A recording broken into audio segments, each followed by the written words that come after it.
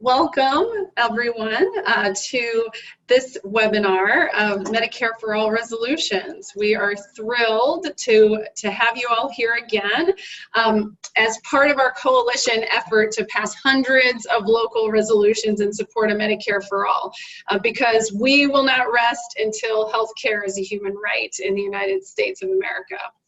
We really appreciate you especially joining us at this particular intense moment in our nation's history. There are so many different issues of urgent importance competing for all of our attention and our time. So we are really grateful that you're here tonight.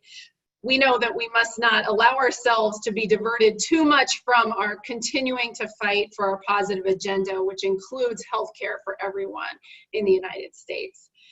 Our map, our coalition map at www.medicare4allresolutions.org continues to grow. We now have more than 200 communities from coast to coast that have passed resolutions or are working to win local resolutions just in this year. So it's extremely exciting.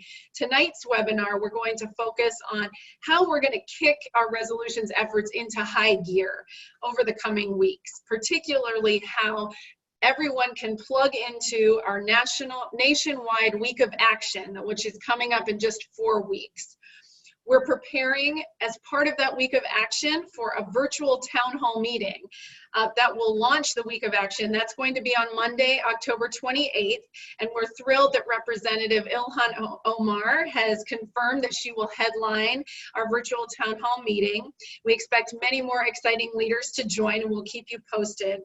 And so later in the webinar, we're going to share details about how activists around the country can organize watch parties for this virtual town hall, and a checklist of accessible and fun ways that that people can get engaged in the week of action to jumpstart a resolution effort or take it to the next level if you have already started. So we'll paste information about this virtual town hall and the week of action in the chat box throughout, and we'll send it out after to folks who haven't seen it. So please sign up and let us know how we can help you in your community. And the reason we need to do this is that it's no secret that the for-profit insurance companies and big pharma are spending millions to attack Medicare for All and to mislead and to scare the public and our elected leaders about what it means. That's why having a concentrated week of action, decentralized in all of our communities around the country, is where we can all take action to educate our neighbors, to advocate to our local officials, and more. And it's so important to do that, especially at this time when candidates are debating various health reform proposals. We need to have Medicare for All front and center in our communities. So tonight we have an exciting lineup of speakers, and we're going to begin with Stephanie Kang, who's Representative Pramila Jayapal's Chief Staffer on Medicare for All. And as you know, Representative Jayapal is the author of HR 1384, the Medicare for All Act of 2019. And as the co-chair of the Congressional Progressive Caucus, she's championing many other important efforts right now at this critical time as well. But Stephanie agreed to jump on the call this evening to give us an update of the efforts of our champions on Capitol Hill and how our grassroots efforts can help them. And then after Stephanie, we're going to hear from two tremendous heroes of our movement, Donna Smith and Rebecca Wood, both of whom have experienced all too personally the inhumane consequences of our broken for-profit healthcare system, but who transformed their own painful experiences into fiercely fighting for health care for everyone. And they're key organizers in our Medicare for All coalition. So we're really excited to hear from them, and we'll get to hear from other coalition members and local leaders who will share exciting plans of different examples of what we can all do in our communities as part of the upcoming week of action.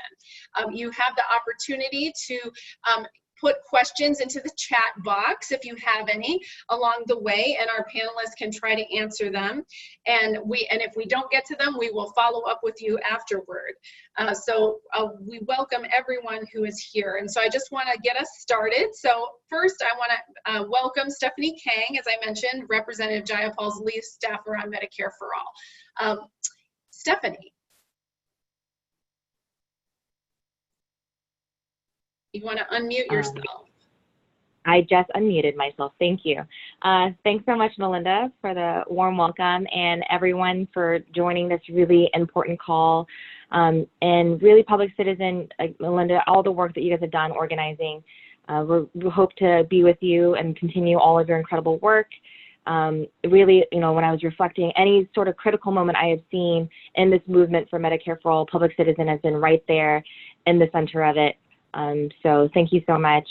And I'm so excited to see the progress that you've made through the Medicare for All Resolutions campaign. And our office has just been really excited to see all the enthusiasm and energy gearing up for the action week at the end of this month. And so, as Melinda said, I work for the office of Congresswoman Pramila Jayapal. She's really the champion in the House of Representatives for the Medicare for All Act of 2019. And our office works every day to take any step we can to make Medicare for All a reality. But we truly couldn't do it without you. We couldn't do it without the overwhelming grassroots support for Medicare for All. And so while our office is going to keep fighting really hard here in Congress, especially in the midst of all the mayhem that Melinda was referencing and that you're all witnessing, we've seen how thousands of you have been knocking on doors, planning organizing parties, and calling your congressperson to tell them to sign on to the bill. And due to all of your hard work over these past several months, this year we've already had 3 congressional hearings on Medicare for All for the first time in history. First we started in the Rules Committee, then we had one in Budget, and we also had one in the Powerful Ways and Means Committee where we had the incredible Rebecca Woods. I'm so excited to see your face here, and Charlie speak powerfully about why we need Medicare for All, why this is a matter of life and death. We have to remember the human factor in all of this and why we simply can't settle for half measures. We also have over half the Democratic caucus as co-sponsors of the bill. That means it's 119 congressional members in the House of Representatives. So when the opposition tries to tell you that this is a radical idea, you can let them know that this is what the majority wants, right? The majority of the Democratic caucus is signed on to this bill. And we also have key leadership members who are on the bill. We're also seeing the way it's headlining every discussion around healthcare. And along with that, we're seeing the response from really powerful, well-funded opposition and the attack ads against Medicare for All. And even still, we see how the American people resoundingly support Medicare for All, not only as a serious policy, but the policy to address our broken system. So the Office of Congresswoman Jayapal, with your help, is taking momentous steps towards healthcare justice. And we have worked really hard to build a powerful grassroots movement, both outside and inside the House. Not only did we develop the most comprehensive Medicare for All proposal Congress has ever seen, but we've advanced the Medicare for All movement further than anyone could have imagined just a few short years ago. And, we hope that's really just the start. We hope that we also see a hearing in the Energy and Commerce Committee, another very powerful committee that covers health legislation in the coming months.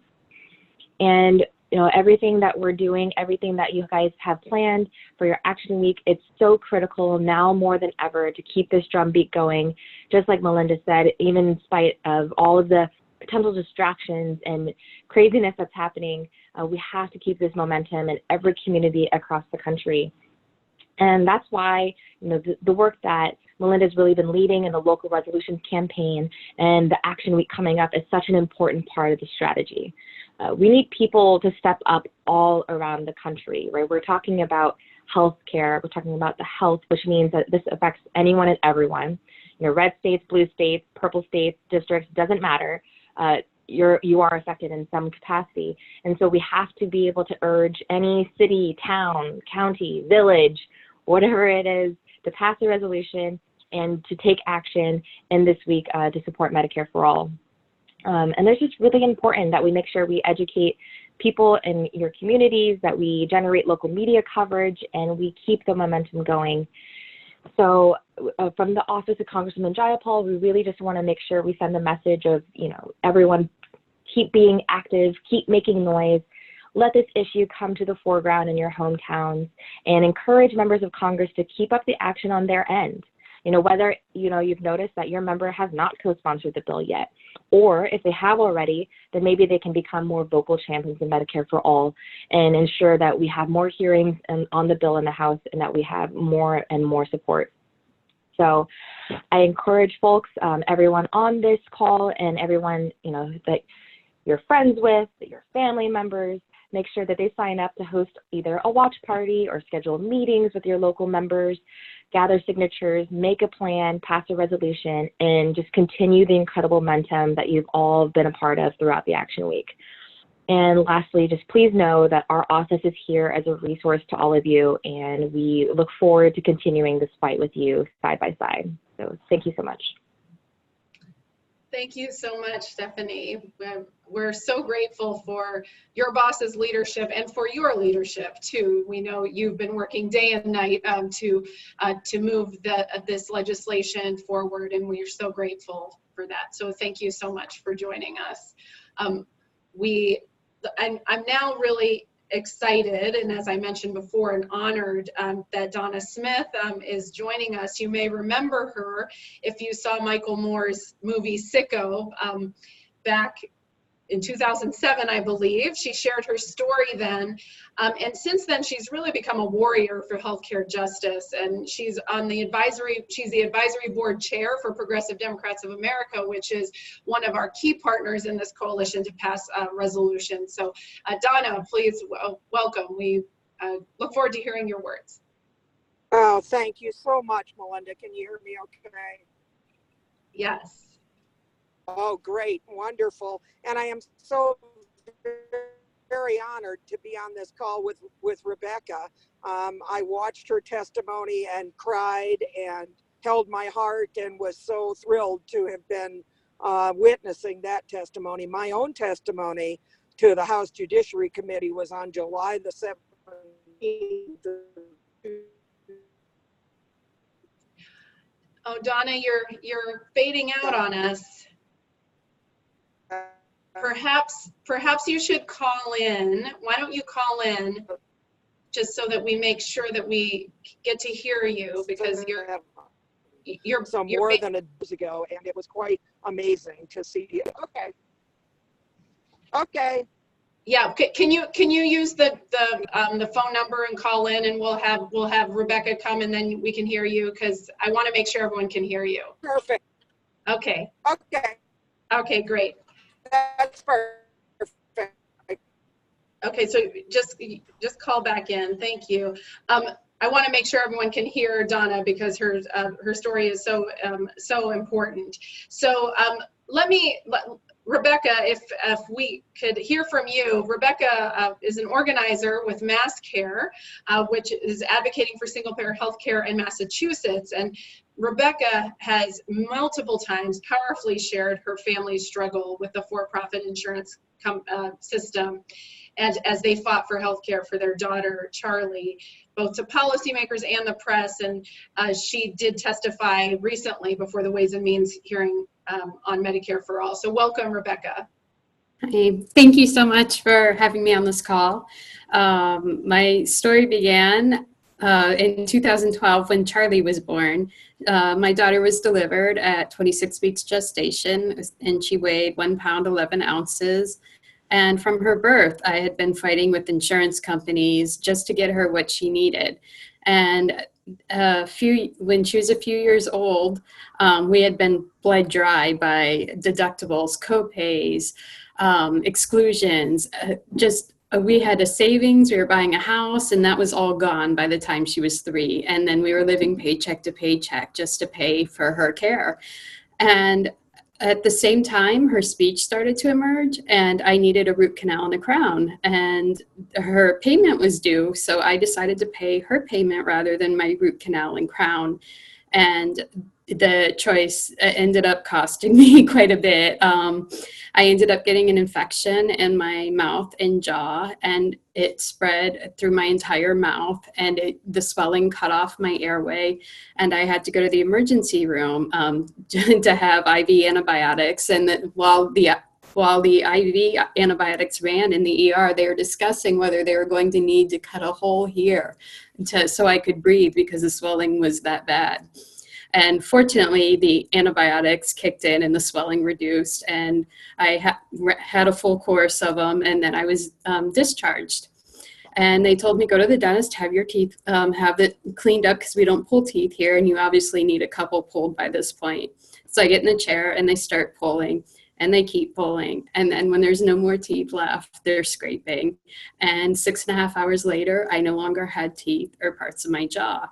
And at the time when it happened, you know, I told myself, this is the price of a miracle. This is the price I'm paying for her survival, the price for her to thrive. You know, it's kind of fate calling, calling in a debt owed. And so I was kind of okay with it. So fast forward to 2017.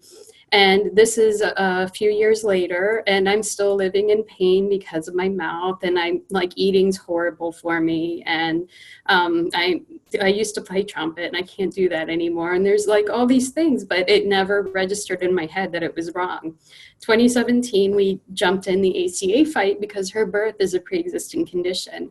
And so I showed up on Capitol Hill to fight for that. And I knew nothing about politics at the time. So as I'm fighting, I'm sitting there and watching and seeing how things worked. And it dawns on me that what had happened to my mouth is not, you know, just simply the price of a miracle. It's a public policy failure. It never should have happened. It shouldn't have cost us that much. I mean, yes, I'm lucky she survived and she thrived, but it shouldn't have cost us everything. Like, in no other country does this happen. And so I realized that, and I no longer, like, fighting for the ACA, fighting for Medicaid, all that's great, but it was no longer good enough for me. I wanted Medicare for all. So jumped in the fight. And I spoke at Bernie Sanders' 2017 presser when he introduced the Medicare for All bill. And then I testified in front of Congress. And that was actually really a great experience in the fact that I was told going into it that everybody would be anti-Medicare for all and they're just getting through it. So go in, tell your story, and just ignore them if they're, you know, rude or standoffish. And the tone was completely different, to my surprise. Like, I didn't even really want to talk to anybody at first going into it because I was like, oh, they're going to be rude. I'm the token Medicare for all person. And I really think we can do this. They were much more welcoming. I think if we push Neil hard enough that we can get him to sign on. And I think the resolutions locally are important because we need to make noise to get him to sign on. I don't think he's against it. I think it needs to be politically smart for him to sign on. And in order to do that is we have to have enough grassroots support for it so that he can turn to his more conservative donors or supporters or whatever and say, you know, my people, my constituents want this, I have to sign up or whatever. So I think the grassroots is very important there. And just participating in this week of action is a great way to get started. Also locally, I think it's important because with MassCare, we work on not only a national level, but we work on the state bill. So locally, it's important because local representatives become state representatives, and it makes it that much easier to get them on the state bills. So that's why I'm excited to be here and talking about all this. And thank you for having me on. Thank you so much, Rebecca. We're so grateful for your leadership and so glad that you're organizing on this and that you're going after Neil for us. That's fantastic. And it'll be great to have more resolutions. So Donna Smith, let's see if we're able to hear you better now. Is it any better? Maybe. Speak loudly. I'm going to be to a landline in about 10 minutes. But okay, we can hear you now. Go ahead. Okay, great. Rebecca, you are a force of nature. Oh, that's so awesome that Public Citizen is working hard on this. Thank you so much. Thank you. Sorry, I'm in a cab. Oh my gosh, sorry. The reality is that I have spent more than a dozen years since SICKO first came out fighting so hard to get Medicare for all for everyone. And I've done so through a number of organizations. First of all, Progressive Democrats of America, and also Healthcare for All Colorado Foundation. And I was absolutely honored and blessed to work for National Nurses United and the California Nurses Association for 5 years, and was able to be in Washington, D.C. during the time that the Affordable Care Act was being debated and fought for. But it's very difficult to watch Rebecca's story playing out all these years later, when I had hoped that by now we would have achieved a little bit closer. However, we are so close now, 119 co-sponsors, to be amazingly this close, doing city resolutions. I want to get Denver on board. We're working with different organizations here in Denver, and I'm hoping that other organizations are doing the same around the country, and it sounds like they are. The reality is that there are too many people, and Rebecca knows this, I know this, there are too many people still racking up huge debts, having stories play out with their families and their friends and their children, their grandchildren, that shouldn't be happening in this country. We can do better than this. I'm also working with Egan Kemp at Public Citizen on a special report that's going to be coming out very shortly on waste, fraud, and abuse in the Medicare Advantage plan specifically. It's so difficult for most of us to understand the reality of what the spending goes on Medicare Advantage. Most people don't know that Medicare Advantage pays a huge bit of money to the insurance companies to basically manage our care, which is ridiculous. That is money, as you might understand, that doesn't come away from their profits, it adds to them. It's very, very hard on most senior citizens to have the kind of health care that they really need when their insurance companies are trying to make sure they still make a profit every step of the way. The reality is we need Medicare for all. We've gone a long way so far in this country. We have a long way yet to go. Rebecca, when I watched you testify, it was breathtaking. It was sad. I cried. I held my heart. I wondered how in the world people like you and I have survived all that has happened to us through this process, and with the healthcare system as dysfunctional as it is today. And we have to get to the point where healthcare is not only considered a human right for a few people, but for all of us. And anybody who's been watching lately on my countdown on my Facebook page, I have 30 days to go until I am on Medicare. 30 days, folks, until I am Medicare eligible. And it's just a breathtaking feeling of relief. And I can't wait to make it happen for everybody in this country, so no one else has to count down the days till they have health care without a doubt provided as a human right. We can do this. I know we can. We got to do it before I die. The reality is cancer kills people, but our healthcare system is killing people. And that's not the way it should go. We should not be wasting our dollars giving profits to insurance companies. We should be pushing one another just a little harder. When you think you can't do any more, do one more thing for yourself. We need to get there. We'll get there together. I'm going to make it happen in Denver. We're going to make it happen all over this country. And thank you, Melinda, for putting this call together and for putting up for my funky little thing here. I care so much deeply about all of you. Let's go. Let's get it done. Thank you. Fantastic. Thank you so much. And we're so inspired by you and your activism and by Rebecca. So thank you so much. It's humbling to all of us. And this is really why we need to step up our move for local resolutions in our community and all of the other tactics that we're doing to push for Medicare for all and to get support in Congress and everything that we're doing. And so that's what this week of action is about that's coming up. So we're soon going to hear updates from other coalition partners and leaders on how they're going to do just that. First, Brittany, my colleague Brittany and I want to take a couple of minutes to share with you some of the exciting new resources and ideas that for the week of action that are going to take place, as I said, 4 weeks from today. So that's October 28th to November 3rd. That you'll have plenty of time to plan an activity, large or small, in your community that week so that we can all collectively take action together and send a real message nationally. As I mentioned, we're going to launch this week of action with a virtual town hall meeting with powerful Medicare for All leaders. U.S. Representative Ilhan Omar from Minnesota has already confirmed she's vice chair of the Medicare for All caucus. And we also have the mayor of Durham, North Carolina, has Mayor Pro Tem of North Carolina, and Durham has also confirmed, and we're going to keep you posted. We have lots of other folks who are going to be joining as well. So you can join from your home just like you're doing now, but we're also going to encourage folks to host watch parties with friends and community members as part of the week of action.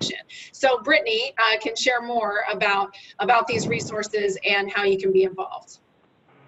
Hi, everybody. Hello.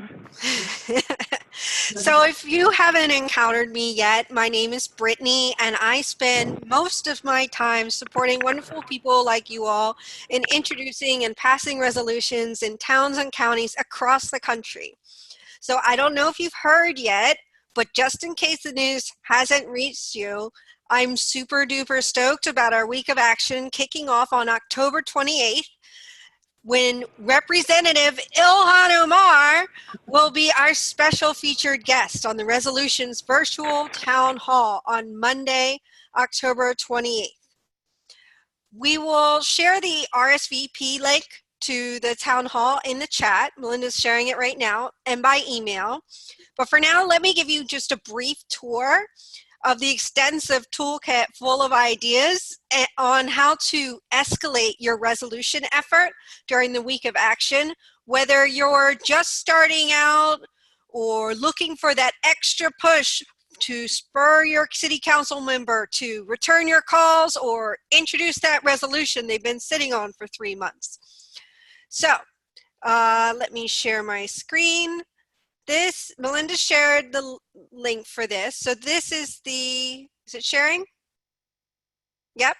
So this is the page for hosting a virtual town hall party. The virtual town hall is going to be much bigger than even our normal webinars. It's an opportunity for Medicare for All activists in your town to get them all together by hosting a watch party. So we have tips for how to easily pull together a watch party with your friends and neighbors on October 28th. I think I have, there's here. And we'll make the virtual town hall interactive with Representative Omar and our featured guests. We have sample flyers, sample petitions, outreach tips, and we can also send postcards that your group can use to write your council members. I just saw the design that folks were working on for these postcards. They're really cool. They say, I think they say Medicare for, they say healthcare is a human right, and then it says Medicare for all resolutions. So just in case your council member doesn't know what you're writing to them about, it'll be pretty clear. To get started, you can simply, again, we have like a lot of information in here on like that can support you in organizing your watch party, whether it's just reaching out to folks or deciding where to have it and everything in between. And to get started, all you got to do is RSVP to the virtual town hall. So Melinda has shared that information.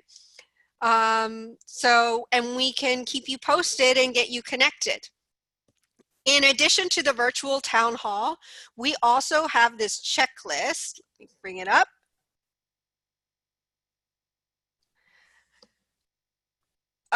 we have this checklist of escalating actions that you can take to move your resolution forward throughout the week. So among those are a petition toolkit. Where's our petition toolkit? There it is, petition toolkit. All your faces are on top of the links. So the petition toolkit, like you can use this to gather signatures from community members at tabling events, at farmers markets, even outside of congressional town halls. Actually, like my favorite place to gather signatures is when the congressman comes to town that doesn't support Medicare for all and everyone's really, really annoyed at him about it. And then you're there with your clipboard as people come out and you're like, hey, you want to sign this petition? They get really excited about it. It's like easy pickings. So if your council member has been like with you in principle, but has been resistant or slow to take action, showing them this petition that their constituents have signed to show them that their constituents care about this issue sends a really strong message. We also have tips on how, and again, we have the sample petition. That's a Word document that you can alter to fit your needs. So we also have tips on how to organize a visibility raising event, like a street theater heal-in, which is like the new die-in. So the die-in is when people died in front of City Hall, and the heal-in is people heal each other in front of City Hall. So you could do a heal-in or a press conference outside City Hall that you coordinate with the delivery of your petition. City Hall tends to be one of the most frequented locations for local press, especially local press members who are bored most of the day. So it's a really great place to host an action. And coverage of this event will, of course, also add more pressure to your council member, especially if you did it outside their office. So that's it for now. But as always, please give me a call or an email if you'd like any help with your resolution effort, or if you want to spread the latest gossip on the ridiculous thing that staffer said about Medicare for all, or everything in between. I'm inspired and impressed by all of you on a daily basis and by the work that you're all doing. And I look forward to working with you to make the Week of Action a really big success. Great, thank you so much, Brittany. And now I'm really excited to turn it over to other coalition partners who are doing amazing work and who are going to be organizing in their communities and around the Week of Action. Before I turn it over to Kaytlin Gilbert, I also just want to mention that if any folks are planning to attend the single payer healthcare conference in Portland, Oregon on October 18th to the 20th, we will be hosting a workshop on resolutions. We'll also be hosting a happy hour. So we'd love to meet people in person if you are going to be there. But now I'm really excited to welcome Kaytlin Gilbert, who's a national organizers with Physicians for a National Health Program, one of the key longtime advocates for single-payer healthcare and Medicare for all. And having physicians as part of this fight is absolutely critical. So Kaytlin, turn it over to you.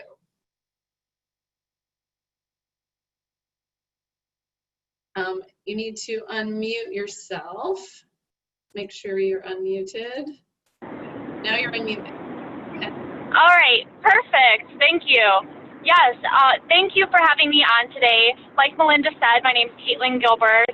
I'm the national organizer for Physicians for a National Health Program, and we are just so excited about this Week of Action that's coming up in a month that Public Citizen has very greatly put on.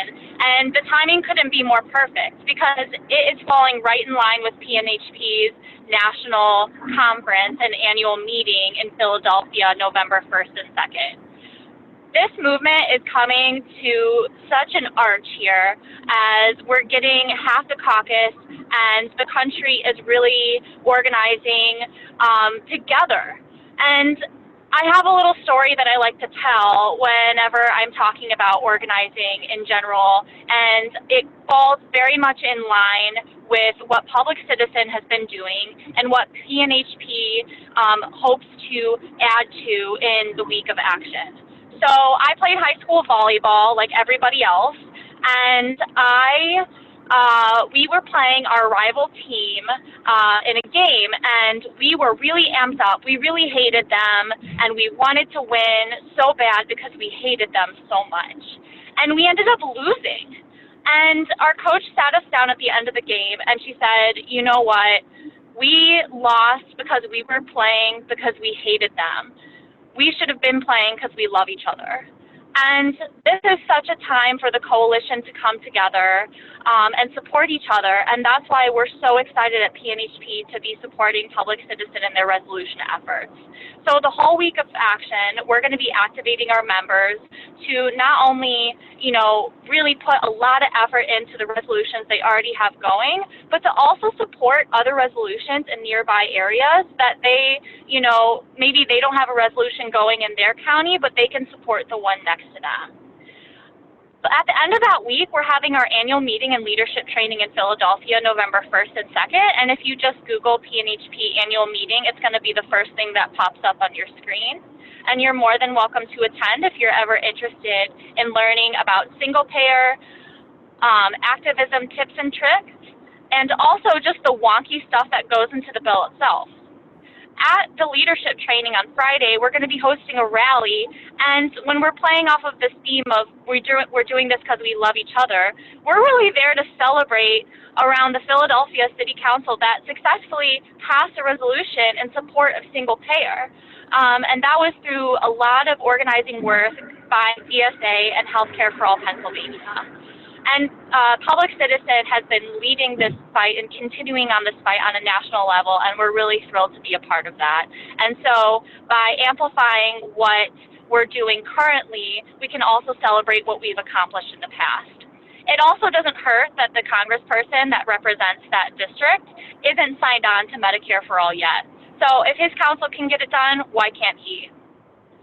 So thank you so much for having me on today. I really encourage you all to look into attending the PNHP annual meeting. But I also really encourage you all to take this week of action as a chance to come together and play because we love each other, because we are going to win. Thank you so much, Kaytlin. Thank you. Now I am really excited to invite Louis Malfaro, who from Texas. He's a Texas organizer for the Debs Jones Douglas Institute, and has been doing a lot of work engaging labor unions in Texas. And so we're really excited to hear an update from Louis from the great state of Texas. Thank you, Melinda. And I apologize if I cut out. My internet is shaky. So Debs Jones Douglas Institute is a not-for-profit, labor-funded organization. And as Melinda said, we're partnering with many of your organizations, Our Revolution, Public Citizen, DSA, Progressive Democrats of America, PNHP, and we are organizing city by city to get city councils and county commissioners' courts to adopt Medicare for All resolutions. Our friends at Public Citizen have helped us. It seems like Louis is cutting out. Sorry, Louis. I think we're going to have to move to the next person, and hopefully maybe you can just call in from a phone, perhaps. We're really excited to hear from you, Louis, when you get a chance. Let me turn it over to Kristen Hoffman, who to give us an update from Tampa, Florida. They're doing really exciting work there, and I'm love to hear an update, and if you think the week of action can be supportive of what you're doing. Hi, thanks. Well, hopefully during the week of action, we will be celebrating. Yay! Things are moving along in Tampa pretty quickly now. We started about 3 months ago, had a positive meeting with one of our council members. We have 7 council members. One was in favor, but he didn't want to sponsor it. He didn't want to be alone up there. The second one, who actually has a picture of the signing of the original Medicare bill on his wall is waffling. So that was the second guy I talked to. But the third guy was all in immediately. He actually distracted me with his enthusiasm, just said it's the right thing to do for people, and he was going to introduce it that week. And that's what happened. So literally last Tuesday, introduced it to the council member. He introduced it on Thursday, and already had the city attorney review it.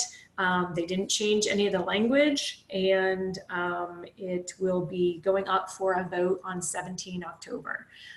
Anytime during the morning session. So now we'll be working on getting to some of the 4 other council members who haven't heard my pitch, and making sure that we have a good number of people sitting in the audience that morning to support. And then some of the things I use to make my pitch is it helps that PDA was instrumental in getting St. Petersburg City Council. So it's a little bit of peer pressure to apply to them, that somebody else has already done it. Their neighbors are already on board. And then Hillsborough County it's the 8th largest county school system in the country. And I note there how it would be alleviate some of the budget concerns for the schools if we had Medicare for all, and the school system didn't have to pay premiums for all of their teachers. And then I throw out my own personal story, and that's that I survived cancer last year, and I was able to be seen at Moffitt Cancer Center, and it's like the 8th out of 8th in the country, ranked right now. And my doctor ordered a scan to make sure, we catch anything if it comes back, and it was denied. And I was coming up on my open season for my, healthcare. And I asked the Moffitt Financial Services counselors, they have a whole team, which insurance, is the best. And she said, "Oh, you're too young for it. We never have a problem with Medicare."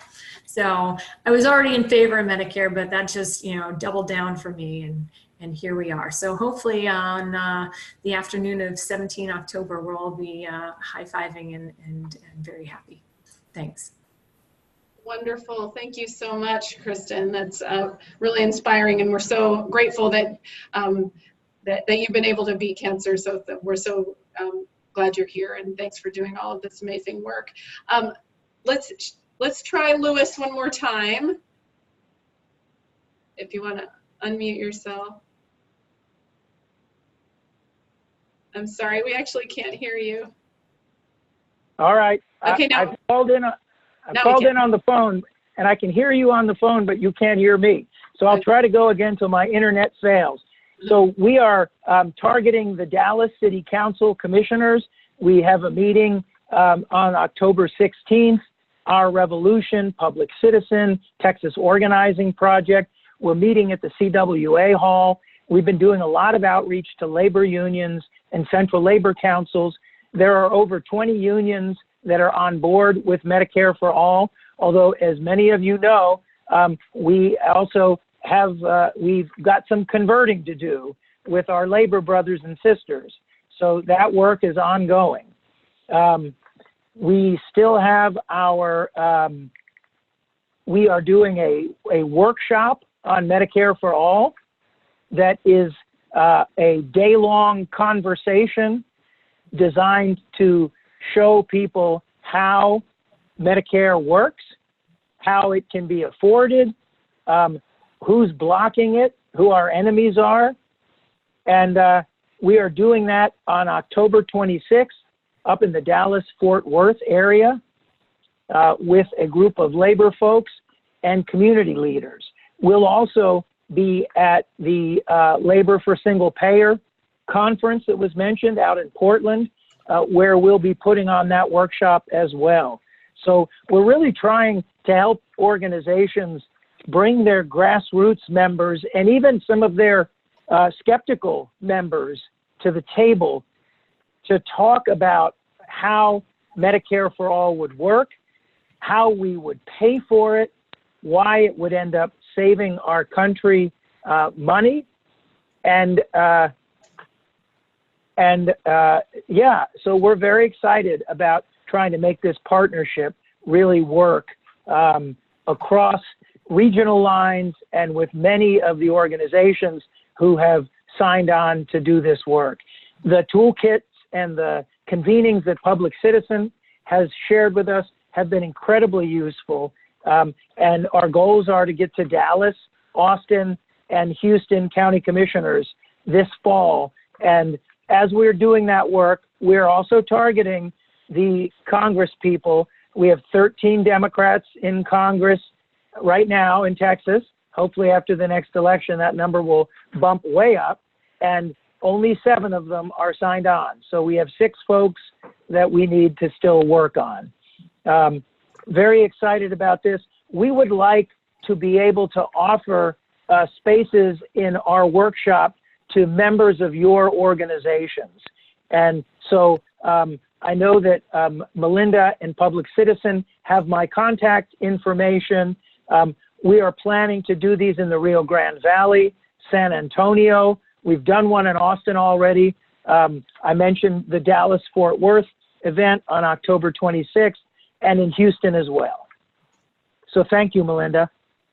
Thank you. Thank you, Louis. I'm so glad that it worked. We were able to hear you very well. So thank you for your activism, and doing this work in Texas is absolutely critical. Last, I really want to invite our colleague Julian Blair from Spaces, which is a community organization in Washington, D.C. And Julian Blair is chair of the Community Advisory Board for Spaces, and they're doing a lot of really good grassroots work to educate on Medicare for All. So Julian? Yes, can you hear me? Yes, we can hear you, yay. Okay, good evening everyone.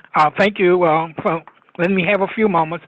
I just want to tell you what we are doing here. We have a strategy to get the City Council to sign a resolution for Medicare for All. And what we're doing here, in D.C., they have what they call neighborhood commissions that have a lot of influence over the City Council members. So what we have done, we have gone to our grassroots efforts and recruiting people and training them how to work with the ANC to get them to write letters of support for Medicare for All to their councilmen. Now, we have several councilmen who have expressed support for Medicare for All, but they haven't really committed themselves. And we think we're on the verge of getting a couple committed, but we want to put pressure on the councilmen from their neighborhoods. And it's worked very well. It's been amazing to me. We've had several neighborhood commissioners even come in on our training and train people how to work with the ANC commissioners and how to get them to sponsor a letter to support Medicare for All. And what this has led us to is realizing that the more we get in the community, the more we get educate our base, the better it is for us to influence the councilman. The big thing for us coming up on October the 16th, we're having an event. It's going to be at a place called We Act Radio, which is a radio that sponsors and support social and economic justice issues. And it's going to be live streamed over DC, computers and other places. And what we have done, we've invited key council members from the 2 wards that we're working with right now. We've invited the council members, and they haven't said yes yet, but we're quite sure we can get at least one of them. And we have engaged other organizations to sponsor this with us. We have engaged members to tell their story. And the great thing is we got people from the medical profession to come in and give us a lecture or presentation on how Medicare for All would work and how it would affect the medical profession and why it's needed at this time. So what we're doing now is anybody who's in our area who would like to be a part of this, I'm going to say again, Melinda and Brittany have our information. If you could get in touch with me, we would really love to have as many supporting organizations as we can, because the more organizations we have supporting this, I think faster we will influence the City Council. Thank you. Thank you, Okay. Julian. And it's really exciting to see all of this work happening really in the belly of the beast of Washington, D.C., where there's so much power here. And then there's the health indicators in Washington, D.C.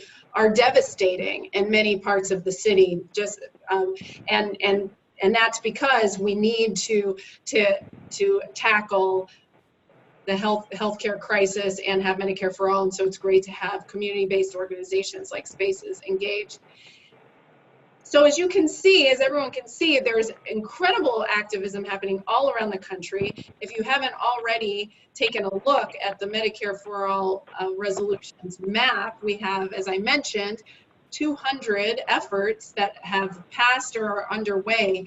And those are just ones that we know about. And we want to populate that map all over, because that's how we can really show the national movement, be able to counter the misinformation that's being spread. We have a few minutes before the end.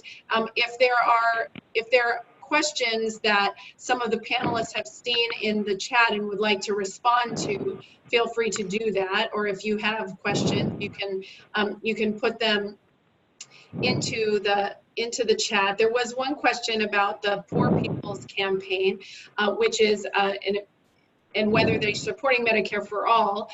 As I mentioned, the Poor People's Campaign does have single payer healthcare in their platform. They have not as I understand, endorse specific legislation, but it is definitely part of the moral imperative for the Poor People's Campaign. Are there, and folks may have seen that what was mentioned was the Single Payer National Strategy Conference in Portland, Oregon. Will be, that's by our partner Healthcare Now and Labor Campaign for Single Payer. And that it's actually the October 18th to the 20th. Do any of our other panelists before we close want to say anything else based on the conversation?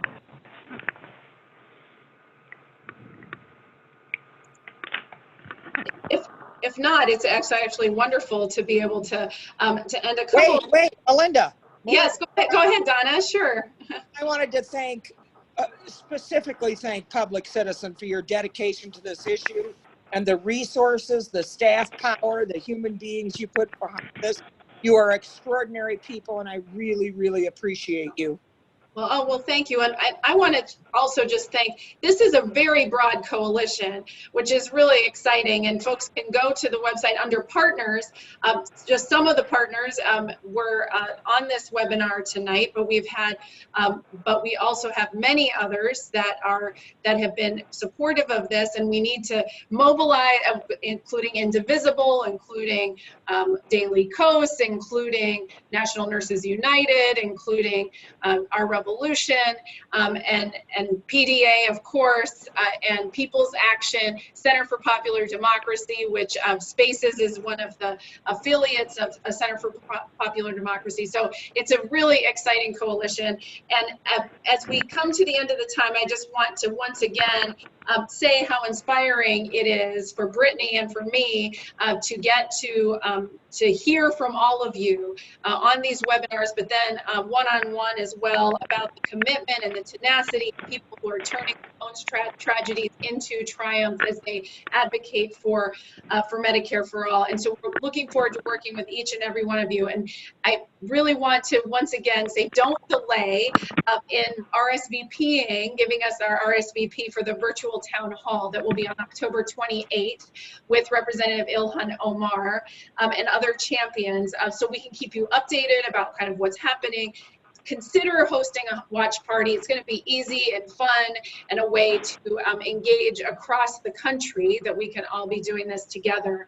And so make sure that you do click the link when we send that around. We'll send it via email, and we also put it in the chat for you to RSVP, and start to begin to think about what kind of action you could take, big or small, during that week of action.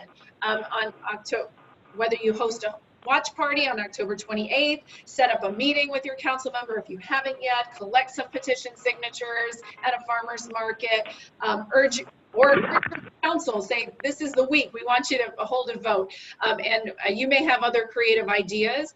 Every action is going to count, so please fill out that checklist that we send out as well, so that we can add your activities to the map and show all of the activities that we're doing across the country together. So I want to thank everyone once again for joining us at this really challenging moment in our nation's history.